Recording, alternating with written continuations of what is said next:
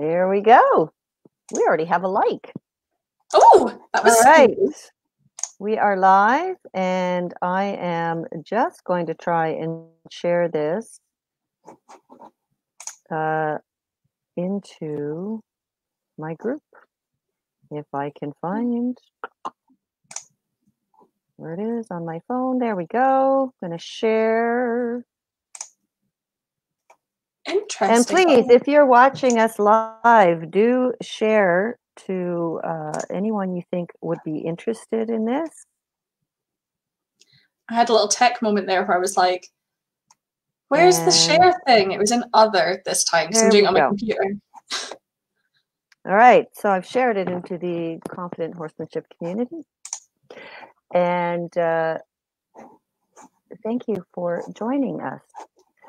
I'm Ann Gage, the horse riding confidence coach, and I'm with Shona Jameson, who is the personal trainer for horse riders who works entirely outside the gym.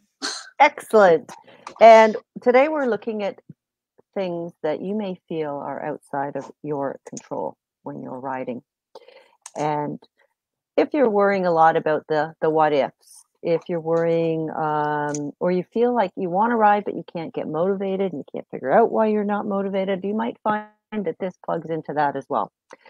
So we're going to show you or explain to you why you have more influence, more power over the things you can't, that seem to be out of your control. So, as I said, I'm Ann Gage, the horse riding confidence coach, and I help anxious horse riders get back in the saddle with confidence and joy. And I am the author of Confident Rider, Confident Horse. And which is a great book. Thanks for the plug. And Shona Jameson. Yeah, I am a personal trainer. I'm not an author. I feel like I can't follow that one up now. But I've worked in the fitness industry for 10 years, and I work with horse riders to be a better partner for their horse, feel more confident in their own abilities. And I particularly work with people who don't like the gym. I don't have a gym membership myself, so I won't ask you to be going there. Great. So let us know if you're watching live. I know there's a few of you there. Just pop in the comments, say hi, let us know where you're watching from. And if you have any particular area of riding that you feel like you don't have control over, or that you feel out of control, pop that in the comments as well. And we will be answering your comments and questions as we go through this live. And now we're getting really highly technical, Shona and I, because I'm going to share my screen. Hey, Sam. We have a Sam from a rainy North Wales. Hello from rainy West Yorkshire. And from very humid, again, Ontario. We had incredible thunderstorms last night. At one point, I thought a bomb. I've never experienced a bomb going off, but I imagine that's what it sounded like with this level of sound that we heard. So, I'm quite envious. I love a good thunderstorm. Hey, Ash.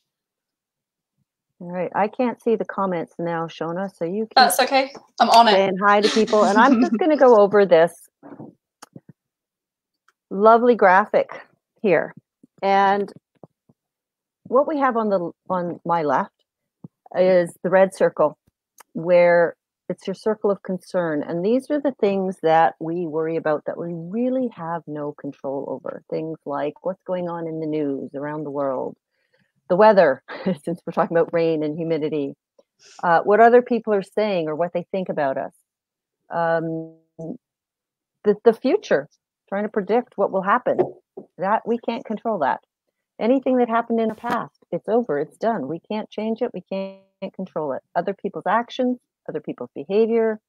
And those are all things. And there's many, many other things. If you guys can think of any that fit that circle of concern, that's really something you worry about, but you have no control over it, pop it in the comments. The predicting what will happen one is one that I do a lot. I tell myself stories about what will happen, and it's never what happens. No. And we all do that. We're great storytellers. We make up great stories about all sorts of things in our lives. And we get caught up in things that happened in the past as well. And when you're spending time and energy on those things, it's a waste of your time and your energy because you cannot control any of those things. And that's where the stress comes from. When we look at, and so when you're working out of your circle of concern, you can see that teeny weeny inner circle would be your circle of control, but your emphasis is on everything outside of your control. When you put your focus onto the things within the circle of your control, these are the things that you do have control over. So what you say, what you think, because you may not believe this, but you do control your thoughts. You do control your moods. You choose what you think. You can choose to stop a thought train. You can choose to change your mood. How you behave, the actions that you take, the choices that you make, the goals that you set, what you learn, if you exercise, if and when you ride, what you eat. These are all your choices that are within your control. So how does this apply to riding? Well, the biggest, oops, didn't mean to do that, but that's okay. I'll pop that back up there. Is it back up there? It's back up there. Oops, and then I lose my screen. Okay. Where did everybody go? Maybe There lost. we go. Okay. So, yeah, I'm back. So one of the biggest fears a lot of horse riders have is being out of control or feeling like they're going to be out of control. And we know with riding, obviously we're dealing with another sentient being, that things can happen, but there are steps that we can take where we can be proactive, where we can place our time and energy in taking steps to prevent or minimize a risk of those situations where we might feel out of control. So for example, actually I was just doing this with a client recently. One of the things, some people get very nervous about trotting. Some people get very anxious about cantering, whatever that is for you, that they start to predict, they start to future think about what's going to happen when you get up into whatever that gait is, the trot or the canter or jumping. And you create this story instead of, and so you're just focused on the problem or the potential problem. Instead of, a better way to do it is to look for the solution. So first of all, does your horse have a history of running off with you at the trot or the walk, or sorry, the canter? And what steps do you need to take to prevent that from happening? And you create a plan, and now that is all within your control. Is this making sense? Yep, sounds all good to me. Mary has said that revisiting the past is huge for her. Yep. But you have a choice over that, Mary. You can use a stop.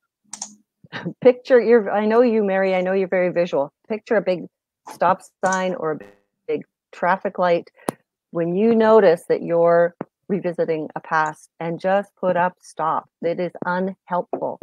How does that help you? By revisiting some past event. What we need to get from the past event are the learnings. What can we learn from that? And once we take those learnings and bring them into now, then we can move ahead. So you can move between. There's also another circle between the circle of control and the circle of concern. There's a circle of influence, and that's where your horse sort of falls. So you can influence your horse to a certain extent, right? You can't always have control of the environment around you. Things happen, but you can take steps that will influence how your horse will react or behave in those situations. And you can take steps that will influence your own mind and how you will react and behave in those situations.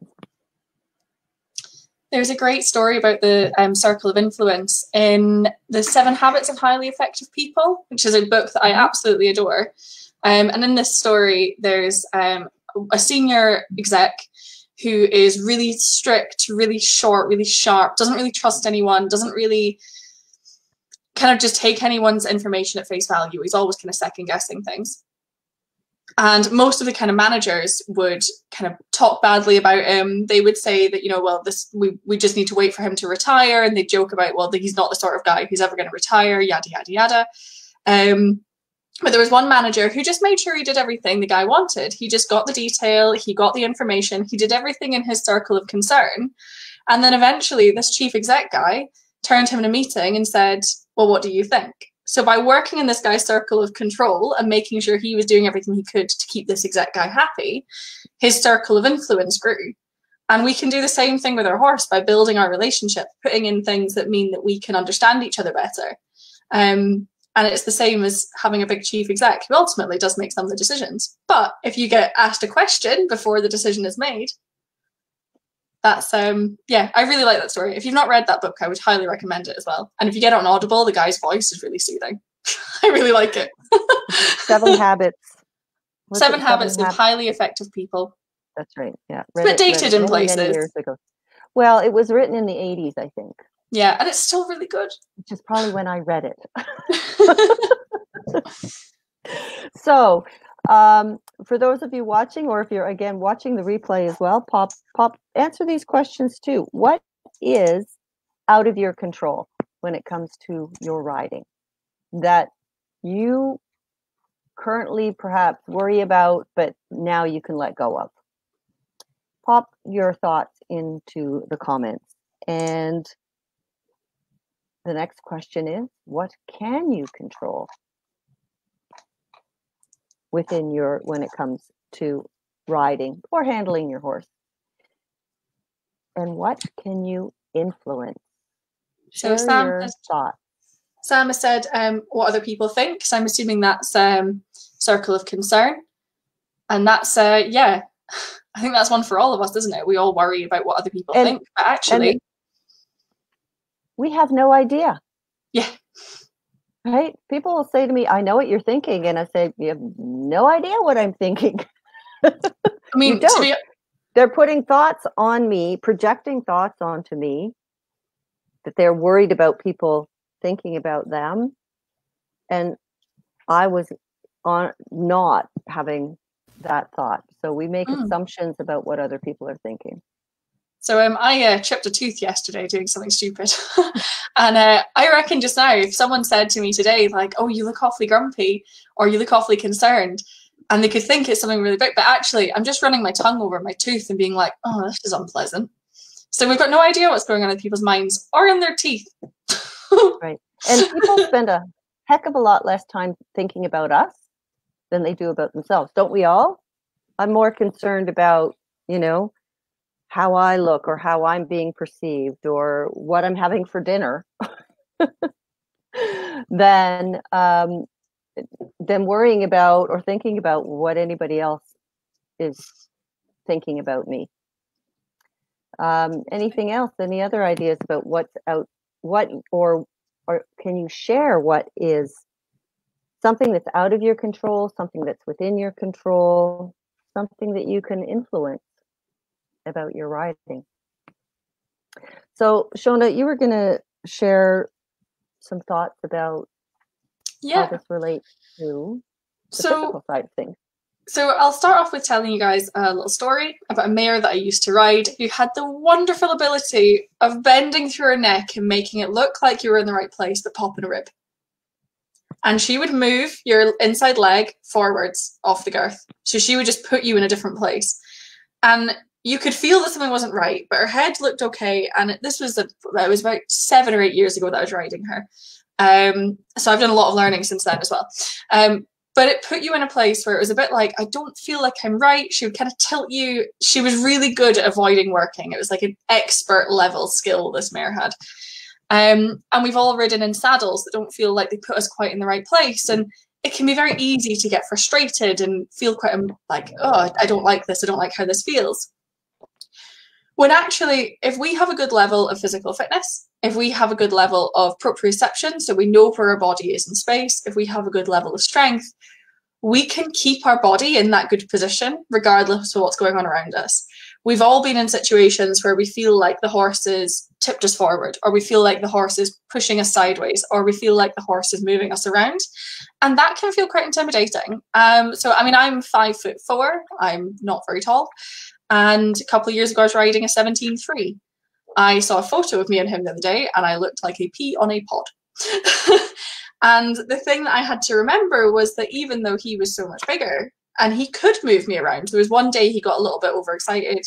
He had a little tiny buck. It was minuscule, but because of the size of him, it moved me quite a lot. And I just had to remember that the thing that's in my control is where I put my body. So almost ignore what's going on underneath you. Think about where you are. Where are you in space? So last week we mentioned those kind of physical tells.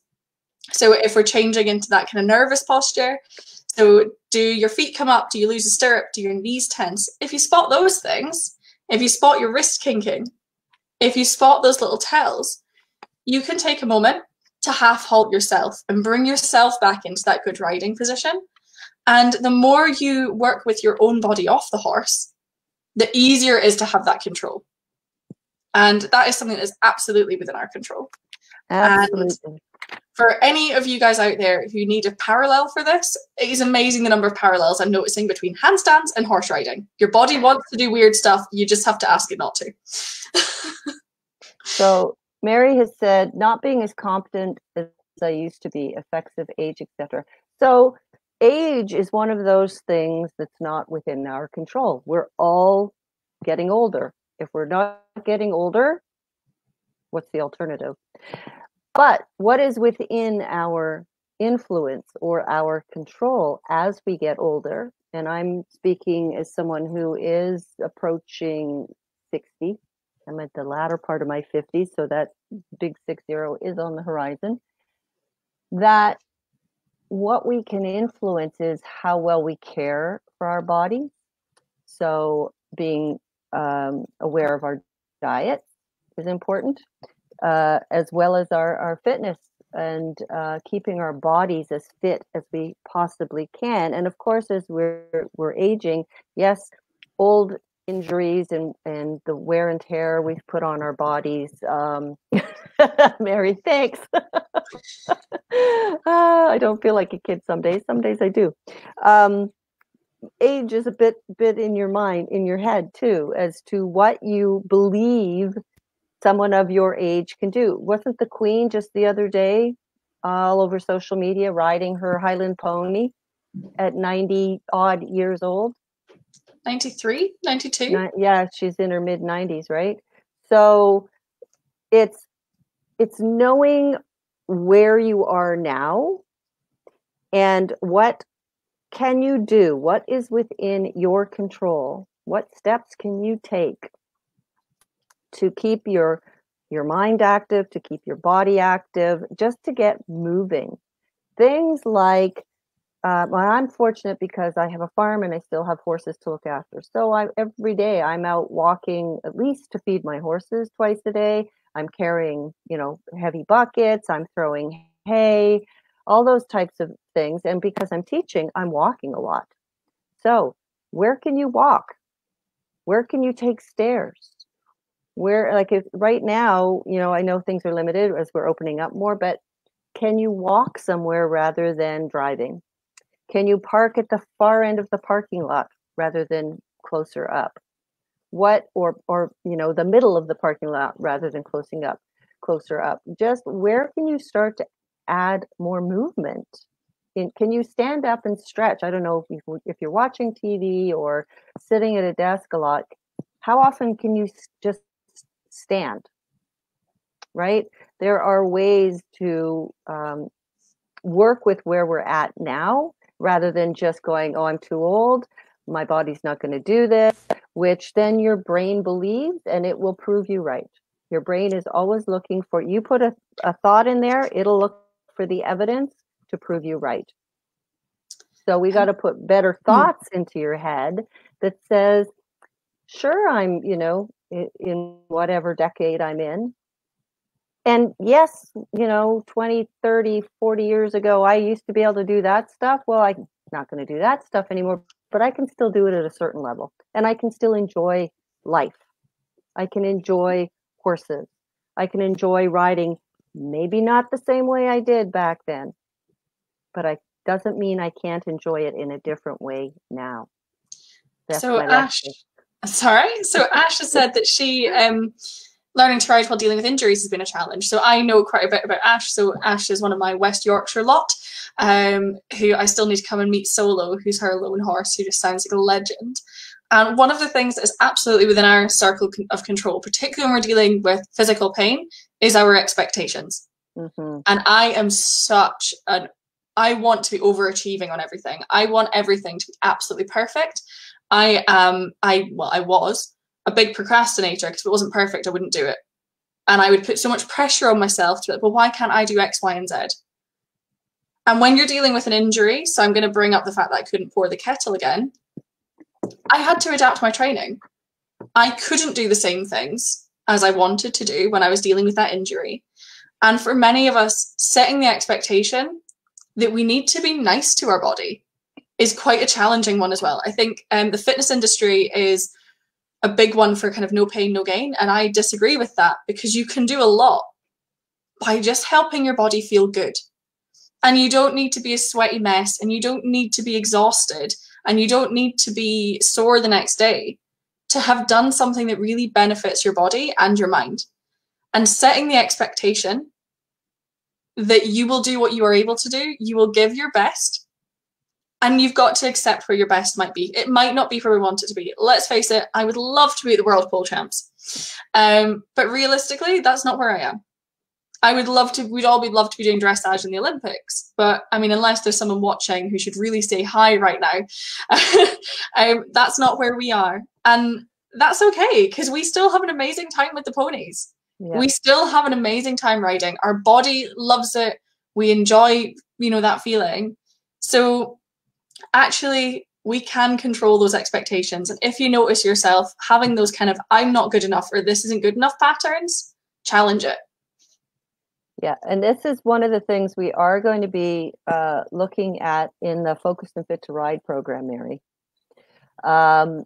Because yes, expectations are a burden, right? Expectations get us into trouble. They affect our mindset, and they're not always, mostly they're not realistic. They're not based on reality. So we are going to be looking at setting appropriate goals and getting that through the magic of NLP planted into your brain so that your unconscious mind actually drives you towards achieving those goals.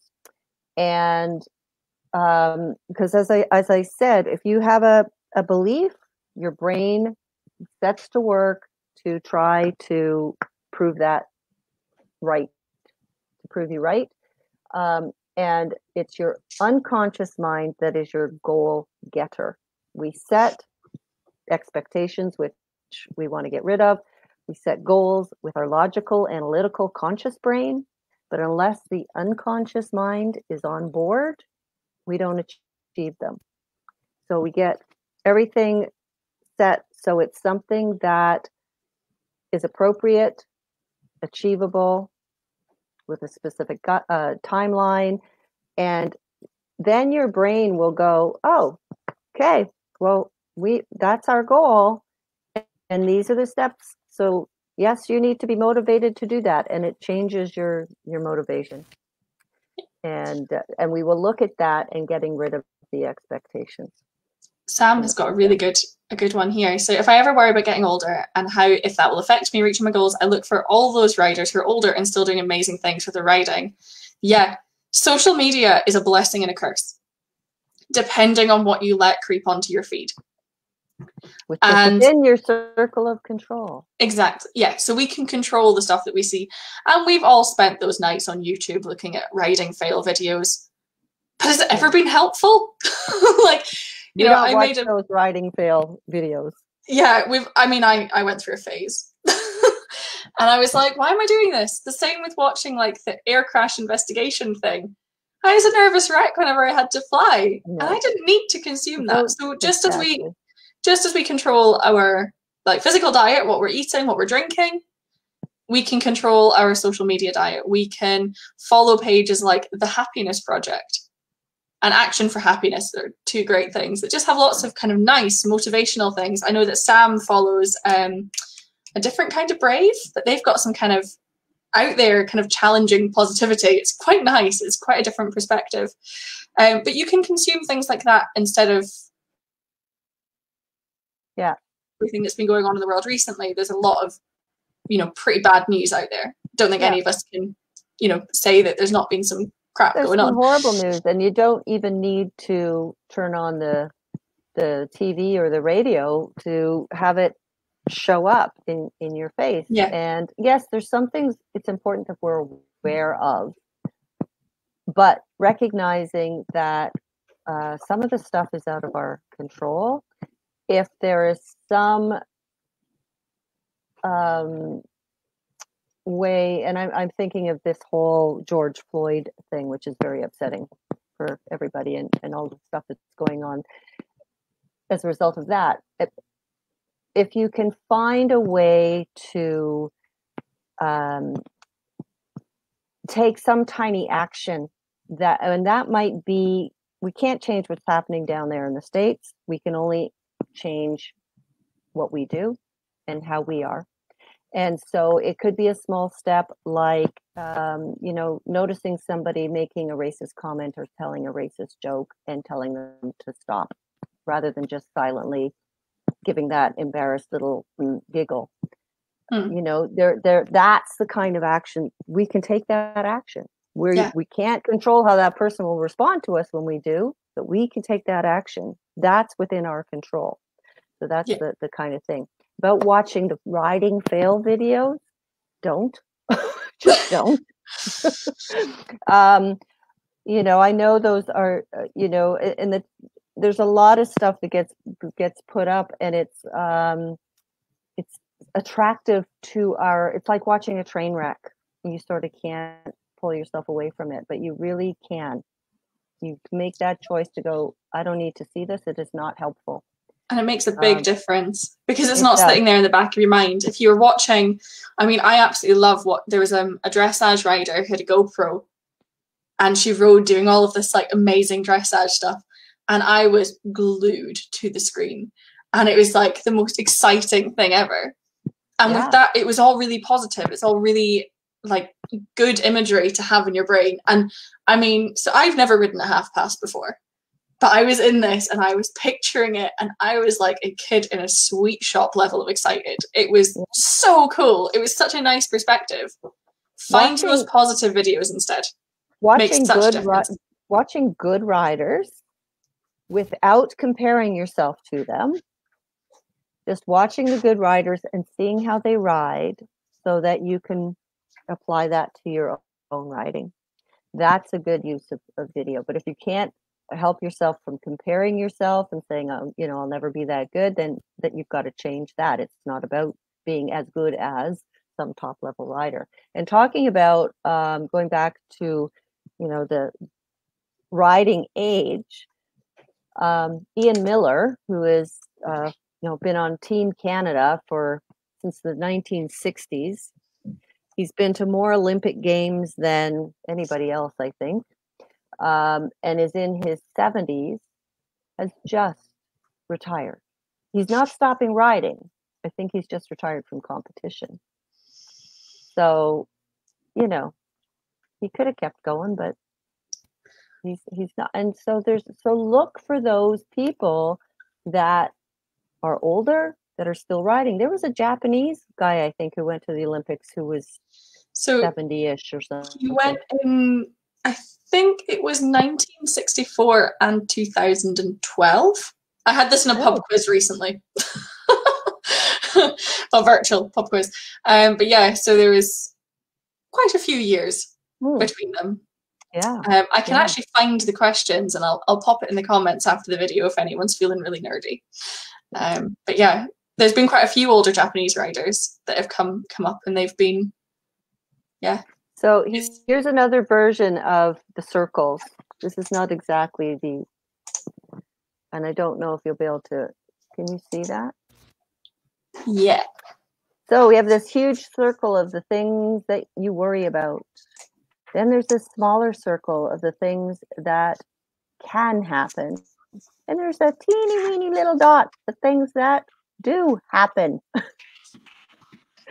So that's sort of along the same lines of our circle of control, but when you're worrying about all of these things that could possibly happen, they don't usually, right? So we're gonna see if you have any more questions or comments, pop them in. And there's a bit of a delay for them to come up. So we're going to just remind you of the Focused and Fit to Ride program that Shona and I are running together. She's the fitness geek. I'm the mindset geek. And it's starting the week of June 22nd, 4-week online program. It's going to be focusing Shona's going to focus on off-horse exercises to improve your core strength, your joint mobility, and your stability in the saddle. And I'm going to be focusing on mindset for your motivation, your confidence, and achieving your goals. They're live online training, so you get to be asking us questions. It'll be on Zoom, so we'll be more interactive. Private Facebook group, which is already open, and we already have some stuff happening in there with the people who have already joined us. And you have lifelong access to all of the course materials. So the cart closes on June 21st at midnight UK time, 7 p.m. Eastern, and 4 p.m. Pacific. Which is in 17 days, 4 hours, 27 minutes, and 33 seconds. Not that we're counting. So Shona's just put the link in if you want to check out more details, if you want to sign up. There you go. It's 197 pounds, 245 US dollars, or 345 Canadian dollars, whichever currency you prefer, making it as easy as possible. And, you know, riding is, as many sports are, most sports are, or all sports are, it's mind and body. And that's why we're doing it this way. You can have all the best riding skills in the world and have a weak mindset and not reach your potential, not reach your goals. Or you can have a really good mindset and be weaker in your riding position and still not get to where you want to be. So we got to have both of those. Got to have a strong mind and a strong body working together. So that's Shona and me working together to bring that to you. Yeah, and I mean, if any of you are looking at this, and if riding is the only exercise that you've ever really done, which it was for me for a good few years. So I didn't like PE at school. I avoided it.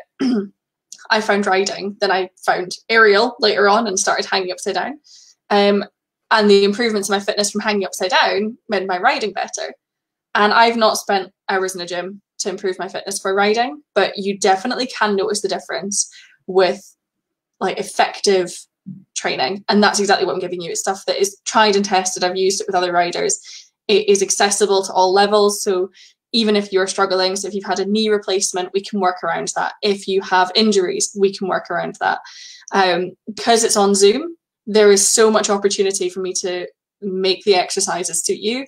They're all equipment free. So if you're looking and thinking, I've never worked with a personal trainer before, how is this going to feel? Drop me a message. You see my name in the comment where the video is. I'm more than happy to talk you through what it's like to work with me. And I promise you, I'm all about seeing you succeed. And I'm not going to ask you to do thousands of sit-ups. Like, you know, I would not work with somebody who was going to ask us to do thousands of sit-ups. No. There's way better exercises. There are. I've seen you do them. And you can go on to Shona's Cherry Tree training page or join the Fitness for Horse Riders group. And she's got some videos in there, some lives she's done.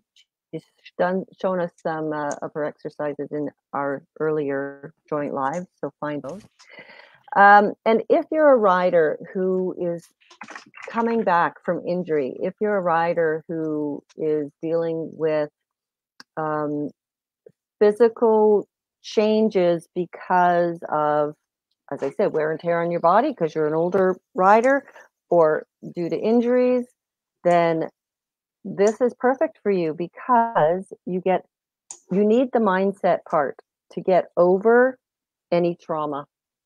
That if you come off a horse, and even if it's an injury that was not related to horse riding, it can still cause trauma because you're a mental trauma that affects your riding because your brain doesn't want to re-injure, right? It wants to keep you safe from re-injuring yourself. So again, that's why we're offering both the mindset that will help you, the work I do using the NLP that helps you release the negative emotions, the negative memories connected to the past, so you can let go, you can get what you need to learn from that experience and leap forward. Frankie says, I can vouch for that, never asked me to do a sit-up once. So Frankie is one of my willing victims. She's also the photographer and videographer I work with. And yeah, I've never asked Frankie to do sit-ups. I've just asked her to use her baby as a weight. So we work with what you've got. Although he's getting big now, so I want to know how many reps you're doing with his exercises these days. I'm not seeing any more questions or comments, so I'm just going to thank you all for watching. Again, please do share this out if you think of anybody that could benefit from it. And we will see you in our next video together, which is next Wednesday, June the 10th at 2 p.m. Eastern, 7 p.m. UK, and 11 a.m. Pacific, where we'll be talking about mental and physical tension. I'm excited about that one. We'll see you then. Bye See you for later. now.